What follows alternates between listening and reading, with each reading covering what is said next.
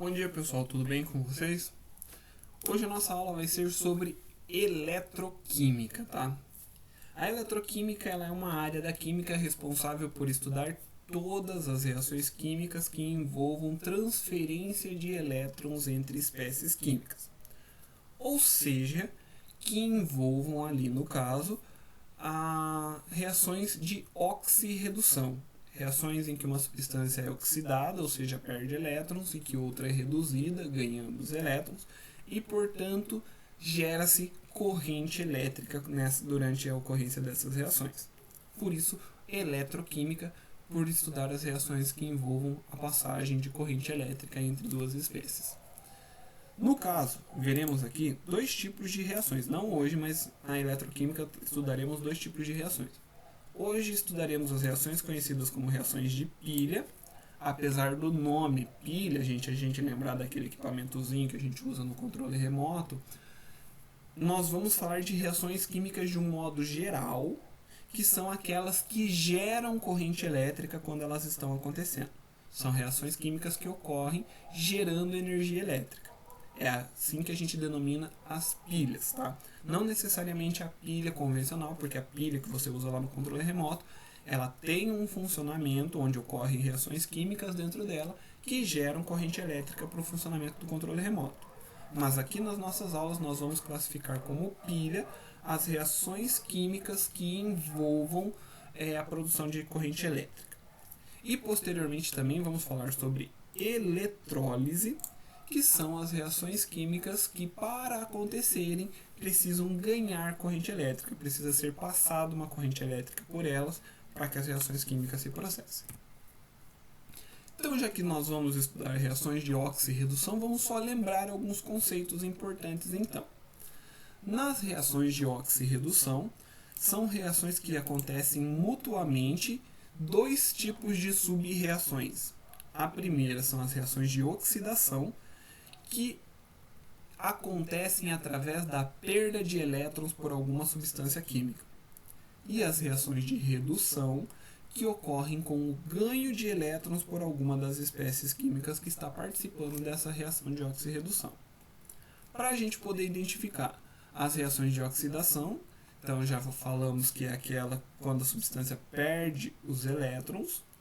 Se ela perde elétrons, o seu número de oxidação, o seu NOx, aumenta e ela vai ser tratada como o agente redutor da reação. O agente redutor porque é ela quem vai causar a redução. Sofre oxidação, mas causa a redução. Já no caso da redução, ela acontece com substâncias que ganham elétrons, portanto seu NOx, seu número de oxidação diminui, e essa substância vai ser o agente oxidante. Agente oxidante porque ele causa a oxidação. Então peguem, por exemplo, essa reação química que foi colocada aqui, onde nós temos a reação entre NH3, O2, formando NO e H2O. Se eu fosse escrever o NOx de cada substância química aqui, de cada elemento químico, lembra que para a gente fazer a determinação do NOx, a gente sempre usa alguns conceitinhos básicos. O hidrogênio, o NOx dele é sempre mais 1, e como toda molécula, se ela não for um íon, ela tem que ter carga elétrica geral igual a zero.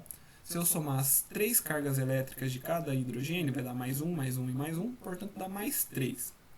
Para que a minha substância ela seja uma substância de carga elétrica neutra, ou seja, igual a zero, o NOx do nitrogênio tem que ser menos 3 para suprir as 3 cargas positivas dos 3 hidrogênios. Tá? O oxigênio, também vimos ali que toda substância que esteja no seu estado nativo, no seu estado mais simples, ela tem NOx sempre igual a zero, então o NOx do oxigênio aqui é zero. Agora do outro lado aqui, percebam que agora, nessa substância, o oxigênio não está mais sozinho, então o NOx dele não vai ser mais igual a zero. O NOx do oxigênio aqui é menos 2, por ele estar ligado ao nitrogênio, e aqui do nitrogênio é mais 2, porque tem que ser zero a carga elétrica total da molécula. Aqui do oxigênio é menos 2, e do hidrogênio é mais 1, para que seja finalizada aqui a molécula com carga elétrica total igual a zero. Percebam que o NOx do nitrogênio ele era menos 3 e passou para mais 2, então teve um aumento do NOx. Se teve um aumento do NOx, significa que o nitrogênio perdeu elétrons durante essa reação química. O do oxigênio era 0 e passou para -2, portanto ocorreu uma diminuição no NOx do oxigênio, então o oxigênio sofreu a reação de redução porque ele ganhou elétrons. Então houve passagem de elétrons entre nitrogênio e oxigênio, portanto ocorreu uma reação de oxirredução. Para a gente poder estudar as reações de pilha, que são as reações que nós vamos estudar a partir de agora, é muito importante que conheçamos os conceitos principais das reações de oxirredução. Tá? A primeira pilha produzida foi a pilha de Alessandro Volta, que foi produzida lá no início do século XIX. Como funcionava a pilha de Alessandro Volta? Então ele pegou duas placas de cobre e de zinco, intercalou várias placas de cobre e de zinco e colocou entre elas um algodão embebido em uma solução eletrolítica, ou seja, uma solução condutora de corrente elétrica. Então aqui, olha, por exemplo, a barrinha cinza representa a barra de zinco, a laranjinha a barra de cobre e o azulzinho entre elas esse algodão embebido em uma solução eletrolítica. Então ele intercalou aqui zinco, algodão, cobre, zinco, algodão, cobre, zinco, algodão, cobre, zinco, algodão, cobre e fez então a sua pilha. Essa pilha construída por Alessandro Volta, em um dos polos ele ligou um fio, no outro polo ele ligou outro fio, e ele percebeu que dessa construção dele, dessa torre aqui de intercalada de zinco e cobre com algodão no meio delas, era gerada corrente elétrica nessa situação aqui. Tá? Mas a pilha que ficou mais popular aí, ela foi construída por Daniell em 1836, alguns anos após a pilha de Alessandro Volta. Daniell, ele construiu, eu não vou falar toda a parte histórica da construção da pilha, gente, porque vocês podem olhar isso lá na apostila de vocês. Eu vou direto para o funcionamento, que é a parte que nos interessa. Então, a pilha de Daniell ela é constituída por duas semicélulas. Cada semicélula é representada por um copinho aqui, por esse becker aqui. Tá? Essas duas semicélulas elas têm eletrodos de cobre imerso em uma solução com íons cobre. Então, aqui é a primeira semicélula. Nós temos um eletrodo de cobre, que é uma barrinha de cobre, e ela está mergulhada em uma solução feita com água. E nessa água está diluída um sal, onde nesse sal ele tem íons cobre. Por exemplo, aqui o sal que é usado para fazer essa solução na pilha de Daniell, que foi usado na pilha de Daniell, é o sulfato de cobre, que é o CuSO4. Lembrem-se que todo sal, quando ele está diluído em água, ele sofre dissociação iônica. Então o sal, que é o CuSO4, sofre dissociação formando o íon Cu+2, que é o íon cobre, e o ânion SO4-2, que é o ânion sulfato. Então, como ele colocou aqui essa solução aquosa, ele diluiu o sulfato de cobre sofre dissociação iônica, produzindo íons cobre que ficam em solução. Então, a placa de cobre mergulhada em uma solução, onde nessa solução apresentavam-se íons da mesma composição da placa, ou seja, íons cobre. Na outra semicélula, um eletrodo de zinco, uma barra de zinco, mergulhado em uma solução aquosa contendo íons zinco.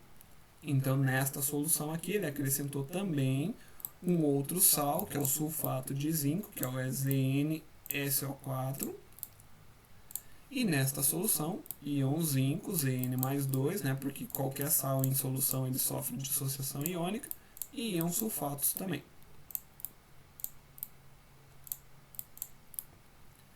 Conectadas essas duas semicélulas por um fio condutor, então um fio ligado ao eletrodo de zinco e ao eletrodo de cobre, que permitia o fluxo de corrente elétrica. E unindo as duas soluções, ele pegou um tubinho em formato de U e colocou ele de cabeça para baixo dentro das duas soluções, formando o que é chamado aqui de ponte salina. Tá?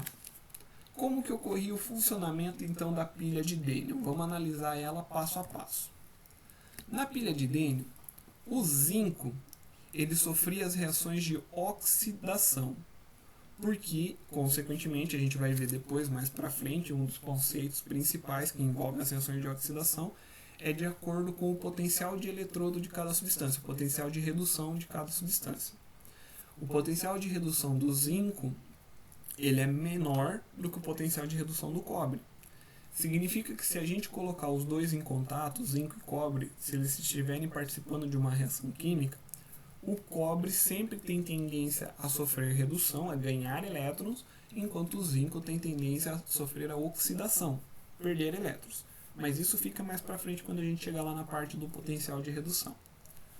Como o zinco ele sofre a oxidação, a perda de elétrons, a barra de zinco, que é formada por átomos metálicos de zinco que estão na sua forma estável, esses átomos metálicos de zinco, eles perdem 2 elétrons, se transformam em íon zinco e caem na solução. Caem aqui, o átomo de ferro que formava a barra de zinco, aqui no caso, ele cai na solução, ele se desprende da barra, cai na solução na forma de íon zinco, de Zn+2.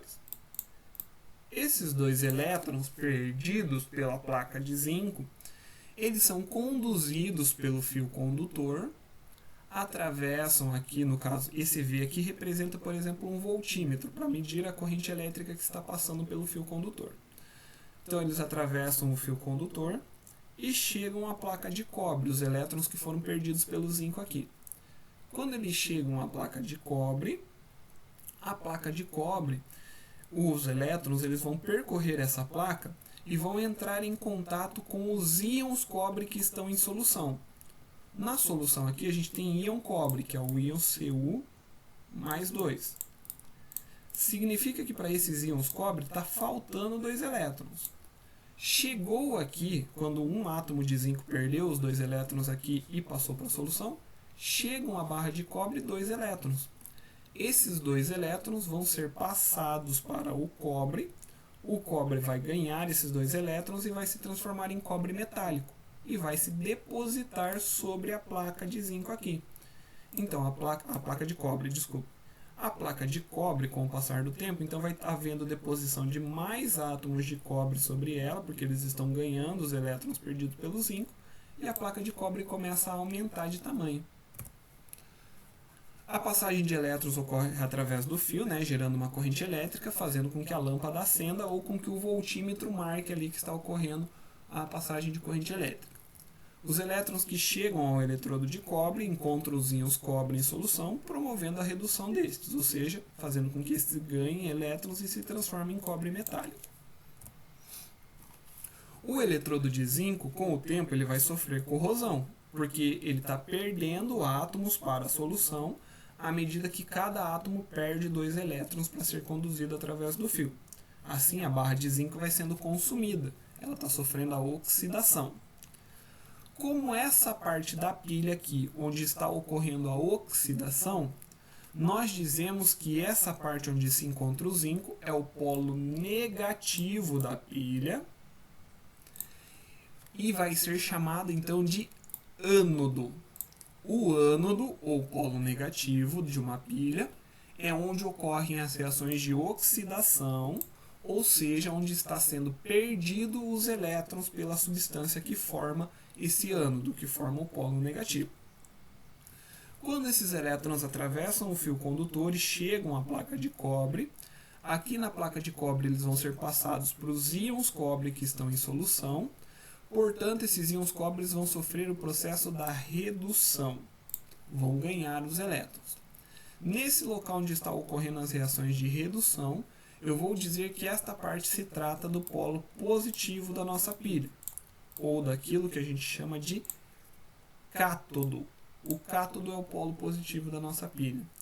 Então aqui a concentração de íon zinco nessa solução ela vai começar a aumentar gradativamente, porque o zinco metálico está sofrendo a oxidação e caindo em solução na forma iônica. Aqui a concentração de íons cobre ela vai diminuir com o passar do tempo, porque cada íon cobre ganha os 2 elétrons que foram atravessados através aqui do fio condutor e vão se transformar em cobre metálico e se depositar sobre a placa. Para manter a estabilidade das soluções, para manter o equilíbrio iônico das soluções, a existência da ponte salina permite a passagem de íon sulfato de um lado para o outro, garantindo com que as duas soluções permaneçam em um equilíbrio iônico constante. Tá? Essa pilha que ela vai continuar gerando corrente elétrica até que todo o eletrodo de cobre, até que todo o eletrodo de zinco tenha sido consumido, até que todo o ânodo tenha sido consumido. Quando todo o material que formar o ânodo tiver sido consumido, a pilha para de gerar corrente elétrica porque não tem mais quem forneça os elétrons para que ocorra a passagem deles através da pilha. Como que a gente representa o funcionamento dessa pilha de Daniell através de uma equação global que identifique as reações de oxidação e de redução que estão acontecendo nela? Então o zinco é a substância que sofre a oxidação. Ele estava na sua forma metálica, sofrendo a oxidação ele forma zinco iônico e 2 elétrons livres. O cobre é a substância que sofre a redução. Ele estava na sua forma iônica, em solução aquosa. Ao ganhar 2 elétrons, se transforma em cobre na sua forma metálica. Para a gente poder escrever a equação global dessa pilha, vamos fazer aqui como se estivesse somando as duas equações químicas. Como nós temos elétrons do lado dos produtos na primeira reação e elétrons no lado dos reagentes na segunda reação, e a quantidade de elétrons ela já está na mesma proporção, podemos cortar o elétron da nossa equação química e juntar tudo. Agora aqui, tudo que for reagente na primeira e na segunda equação, vai ser reagente na minha equação global. Tudo que for produto na segunda equação, na primeira e na segunda equação, serão produtos na minha equação global aqui de baixo também. Então vai ficar assim, Zn sólido mais cobre iônico em solução aquosa, formando zinco iônico em solução aquosa, mais cobre metálico na sua forma sólida. Ou também podemos representar através do esquema geral da pilha. Dessa maneira, representando quem está sofrendo a oxidação e assim quem está sofrendo a redução. Zinco metálico, zinco zero, forma zinco iônico porque sofre oxidação. Cobre mais 2, cobre iônico, forma cobre metálico porque está sofrendo a redução. O que faz com que o zinco sofra, então, a oxidação e o cobre sofra a redução? Isso é devido a uma característica que a gente chama de potencial padrão de eletrodo. Esse potencial padrão de eletrodo, que é representado pelo E elevado a zero, ele é uma característica que a gente determina para os elementos químicos quando eles são construídos numa pilha, onde um dos eletrodos dessa pilha vai ser formado pelo elemento que eu quero determinar qual é a capacidade de eletrodo dele, e o outro polo da pilha será feito pelo elemento químico hidrogênio. Então o potencial padrão de eletrodo ele é determinado quando a gente constrói uma pilha onde um dos eletrodos é feito de hidrogênio e o outro é da substância que eu quero determinar o potencial padrão de eletrodo dela. Assim a gente consegue construir uma tabela como essa daqui. A gente, na verdade, não, né? Essa tabela, geralmente, ela aqui é uma tabela onde a gente já recebe ela, porque não tem como a gente fazer essa determinação em nossas casas, né? Mas, analisando a tabela do potencial padrão de eletrodo de cada substância química, a gente pode perceber o seguinte, olha aqui, ó, potencial de eletrodo de redução. Significa que é a capacidade que a substância tem de sofrer redução quando ela forma uma pilha, de ganhar elétrons quando ela forma o eletrodo em uma pilha. Quanto menor for esse potencial, menor é a chance da substância sofrer redução e maior é a chance dela sofrer oxidação. Quanto maior for esse potencial, maiores as chances da substância sofrer redução quando ela estiver formando uma reação de pilha e menores as chances dela sofrer a reação de oxidação. Comparem aqui, por exemplo, o zinco e o cobre. Olha, o potencial de eletrodo do zinco é de menos 0,76 volts, enquanto do cobre é mais 0,34 volts. O potencial de eletrodo do cobre é muito maior do que o do zinco, portanto, se o potencial de redução do cobre é maior que o do zinco, a chance dele sofrer redução numa pilha é muito maior do que a do zinco. Por isso, numa pilha formada entre zinco e cobre, o cobre sempre vai sofrer a redução e o zinco sempre vai sofrer a oxidação. Se a gente tivesse uma pilha formada, por exemplo, por lítio e zinco, o zinco sofreria a redução porque o potencial dele é maior e o lítio sofreria a oxidação porque o potencial dele é menor. Se fosse uma pilha formada por prata e por chumbo, a prata tem o maior potencial de redução, então a prata sofreria a redução, enquanto o chumbo sofreria a oxidação porque o potencial de redução dele é menor. Tá? Assim, gente, a gente pode determinar a voltagem gerada por uma pilha, ou seja, a quantidade de carga que ela é capaz de gerar quando ela está em funcionamento. Da pilha de Daniell, que era formada por zinco e por cobre, como que a gente faz a determinação da diferença de potencial dessa pilha? Ou então a voltagem máxima que ela é capaz de gerar. Para a gente determinar a voltagem dessa pilha, nós vamos pegar o potencial de redução maior, ou seja, da substância que sofre a redução, e diminuir pelo potencial de redução da substância menor, ou seja, da substância que sofre a oxidação. Se a pilha de Daniell era formada por cobre e zinco, o potencial maior é do cobre, a gente coloca aqui mais 0,34. Menos o potencial da substância que sofre a oxidação, menos 0,76. Então, menos 0,76. Menos com menos fica mais. Então, mais 0,34 mais 0,76. A voltagem gerada pela pilha de Daniell é de 1,1 volts. Olha aqui, a gente tem esse exemplo aqui. Perdão, gente, esse daqui é de uma outra atividade que eu havia passado na turma anterior, certo? Pessoal, para a nossa aula de hoje a gente conclui aqui, falando só sobre a parte da diferença de potencial e potencial de eletrodo padrão. Tá? As pilhas que a gente utiliza em casa, elas têm um funcionamento muito semelhante à pilha de Daniell. Nós temos lá, naquele equipamentinho lá formado que a gente usa lá no controle remoto, dentro dele existe uma substância que vai formar o ânodo da pilha, a substância que vai sofrer a oxidação, e uma outra substância que vai sofrer a redução. À medida que essa substância vai sofrendo a oxidação, ela vai sendo consumida, e essa que vai sofrendo a redução, ela vai aumentando de quantidade dentro da pilha. Até que todo o ânodo tenha sido consumido, aí então a pilha perde a carga dela, ela não pode mais gerar corrente elétrica. É por isso que as pilhas alcalinas, as pilhas que a gente utiliza em casa, geralmente elas têm um prazo de validade, que é o período em que o ânodo está sendo consumido até que ele seja consumido completamente e pare de ser gerado corrente elétrica naquelas pilhas. Beleza, pessoal? Nos vemos na nossa próxima aula e aí a gente continua com as reações de pilha, falando dos diferentes tipos de pilha no nosso dia a dia e com as reações de eletrólise. Tchau, tchau e até mais.